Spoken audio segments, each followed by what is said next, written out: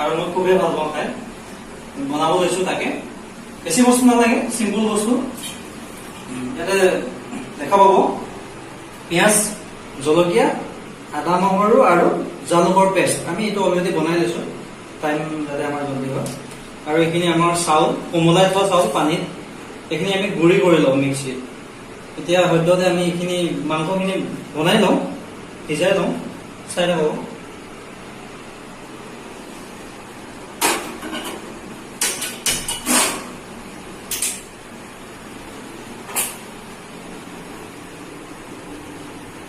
আমাৰ মুৰ্গী মাংস 1 কেজি আছে সেইটো হিচাপত আমি তেল দিছো অলপ বেছি দিম কাৰণ আমি এইটো ভাজিম সম্পূৰ্ণৰূপে মাংসখিনি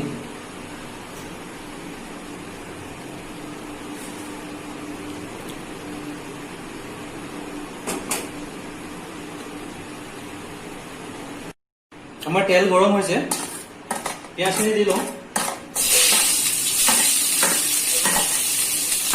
পিঁয়াজ জলকীয়া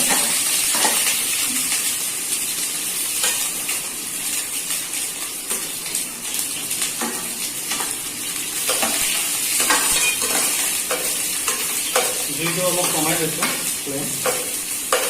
নহ'লে পিঁয়াজ জ্বলি যাব আমাৰ অলপ এনেকৈ ভাজি লওঁ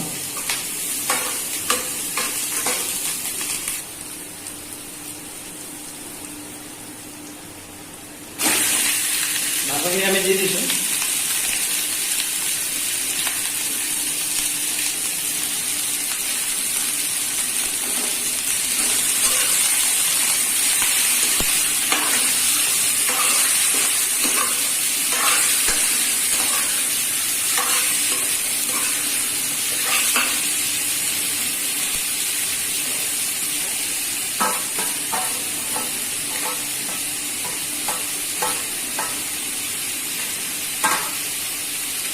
আমি এতিয়া মাংসখিনি ভালদৰে ভাজি ল'ম আদা নিমখ জলকীয়া সকলোবোৰ মছলা দি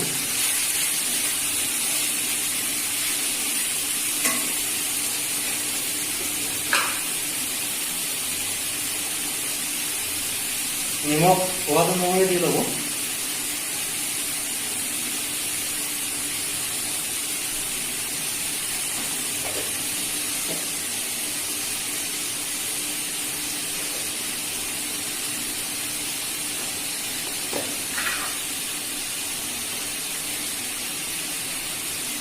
হালধি দি লৈছোঁ একেবাৰে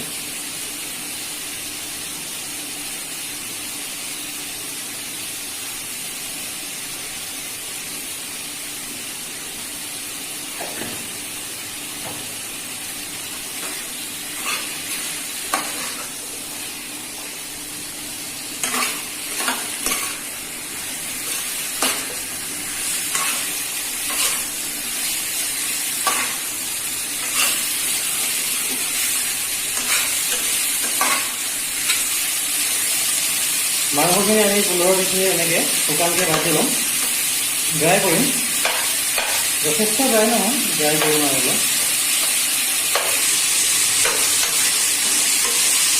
আমাৰ মাংসখিনি অলপ সিজিব দিওঁ অলপ মানে সিজিবই দিওঁ মাজে মাজে চাম আমি অলপ ঢাকি থৈ দিওঁ তেতিয়ালৈকে আমাৰ চাউলৰ গুড়িখিনি বনাই লওঁ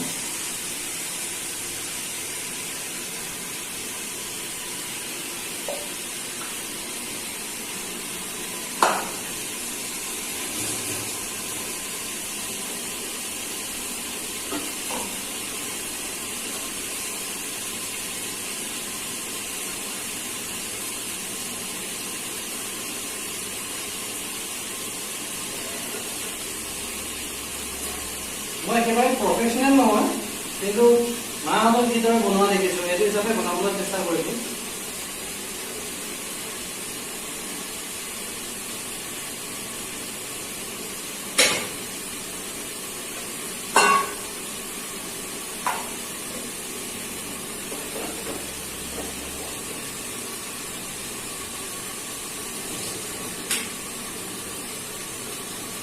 এয়া আমি কৰিব লৈছোঁ পিঠাগুড়ি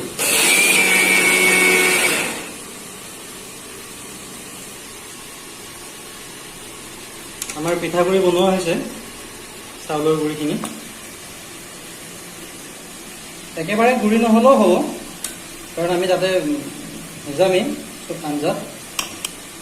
চাউলখিনি আমি কোমলাওঁতে অলমষ্ট আধা ঘণ্টামান সময় লাগিছে।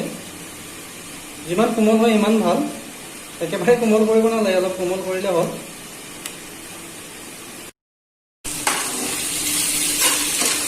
আমাৰ মাংস 90% সিজিছেই। আমি এতিয়া পিঠাগুড়িখিনি দি দিম।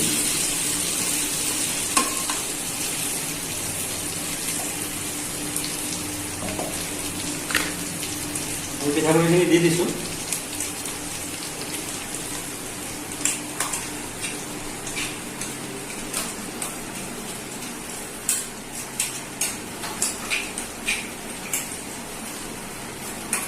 মোৰ কিটচেনত ফেন নাই, সেইকাৰণে মই ঘামি অৱস্থা নোহোৱা হৈ গৈছোঁ।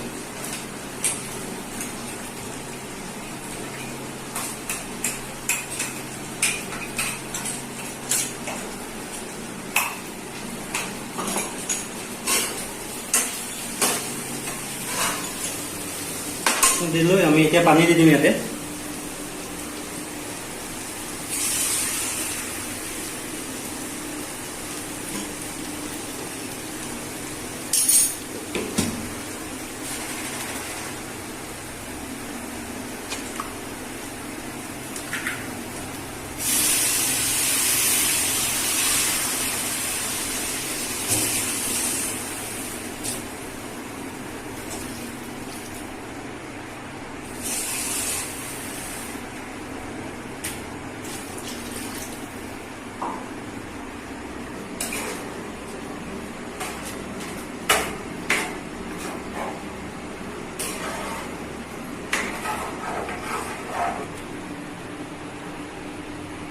আমি এইখিনি এতিয়া ঢাকি দিম, অলপ সময় আকৌ সিজিব দিম।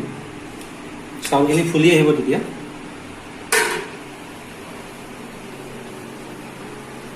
আমি অলপ সময় ৰখিম আৰু এনেদৰে অপেক্ষা কৰিম।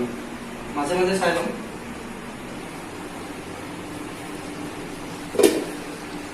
আমি 2 মিনিটমানৰ পিছত চাইছোঁ, আমাৰ চাউলখিনি ফুলি আহিছে। লৰাই থাকিব লাগিব, নহ'লে লাগি যায় বস্তু চাউলটো। চাউলৰ গুড়িখিনি তলত লাগি গ'লে দিগদাৰ হয়, সেইকাৰণে লৰাই থাকিব লাগিব। অলপতে লাগি যায়, দেখিছে নহয় আপোনালোকে। পিছত খাব আৰু গোটেই যদি লাগি যায়, কেৰাহীয়ে খাব, আপোনালোকে খাবই নাপাব। সেইকাৰণে কণ্টিনিউৱাছলি মানে লৰাই থাকিব আৰু লাগিব যাতে নাপায় তলত, আৰু জুইটো অলপ কমাই থ'ব।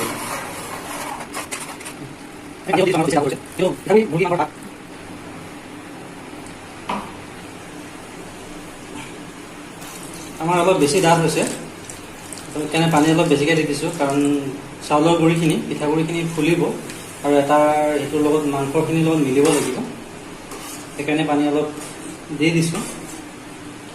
আৰু লৰাই থাকিব, যিমান পাৰে লৰাই থাকিব, লাগিব নিদিব। দেখিছে নহয় ৰংটো কি ধুনীয়া হৈছে, খাবলৈ সোৱাদেই হ'ব যেন পাইছোঁ। জেনেৰেলি মই বনালে ভালেই হয়। আহিব যদি কাৰোবাৰ মন যায় খাবলৈ।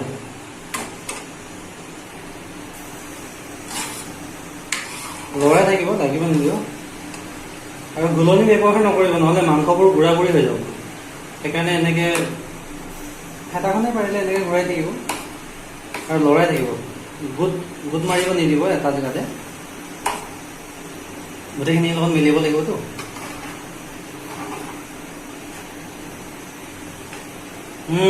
গোন্ধ কিন্তু ধুনীয়া আহিছে দেই বন্ধুসকল। আজি খাম আৰু ভাতৰ লগত ভালদৰে তপচি।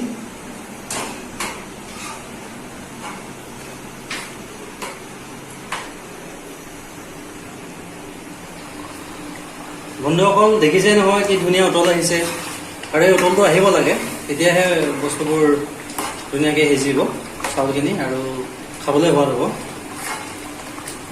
মই অলপ খাই চাওঁ, মই থাকিব পৰা নাই, ইমান ধুনীয়া গোন্ধ আহিছে আজি।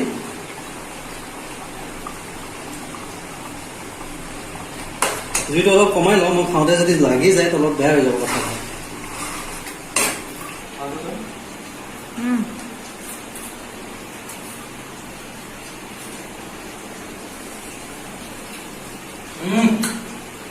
কি ধুনীয়া হৈছে, ধুনীয়া হৈছে। খাই চাব নেকি অলপ?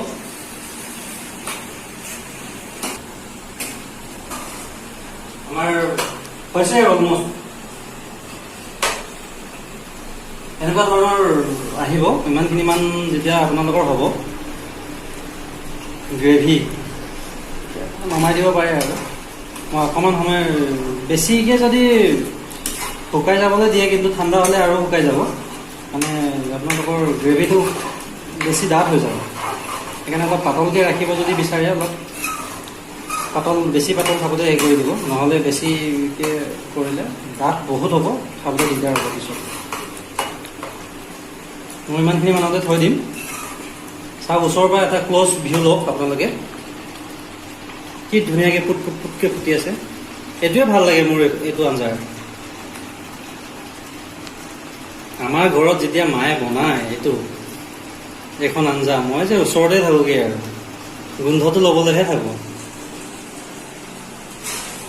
জালুক দিবলৈ নাপাহৰিব, কিন্তু জালুক নিদিলে সোৱাদটো ভাল নহ'ব।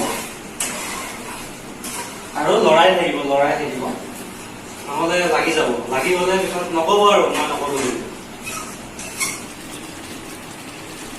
আমাৰ ৰেডি হৈ গ'ল পিঠাগুড়ি মুৰ্গী মাংস। আমাৰ গাঁৱৰ ফালে এইটো পিঠাগুড়ি বুলিয়ে কয়, আপোনালোকৰ ফালে কি কয় নাজানো মই এইটো, কিন্তু চাউলৰ গুড়ি। মই জুইটো বন্ধ কৰি দিওঁ। আজিৰ ডিছ মোৰ সম্পূৰ্ণ হৈ গৈছে, আৰু আজি মই বহুত ভোক লাগিছে, আৰু গোন্ধটো পাই মই একেবাৰে থাকিব নোৱাৰা হৈ গৈছোঁ। মই খুব জলদি আজি ভাত খাম। সেইকাৰণে আজিৰ বাবে বাই বাই, টাটা। আকৌ লগ পাম নেক্সট ভিডিঅ'ত।